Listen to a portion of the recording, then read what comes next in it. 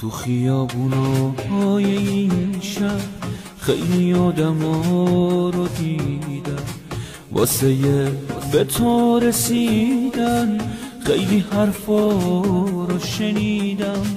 چشامو رو هر کی جاست و بستم و رد شدم آسون. اینقدر هوا تو داشتم از دلم نمیری بیرون. زدی رو به دلم نخواستی عشقم بمونی، نمیتونم ببینم که تو ازم گریزونی.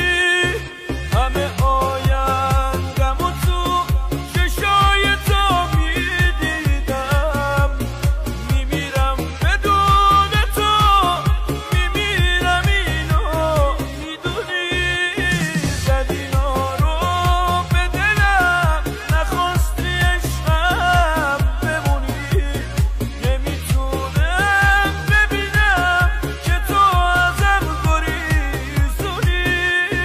همه آیندم و تو چشای تو میدیدم، میمیرم بدون تو، میمیرم اینو میدونی.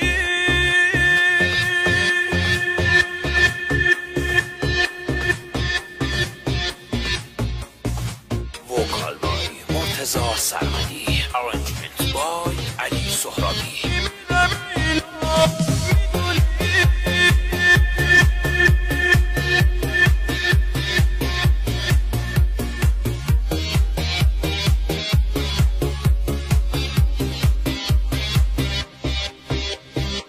تو از این عشق چی میفهمی جز یه حس نابرابر؟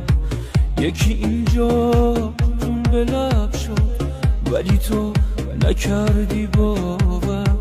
تو خیالت خط خطی شد با یه عشقی که دروغه. قلب تو جاده رویاست این روزا سر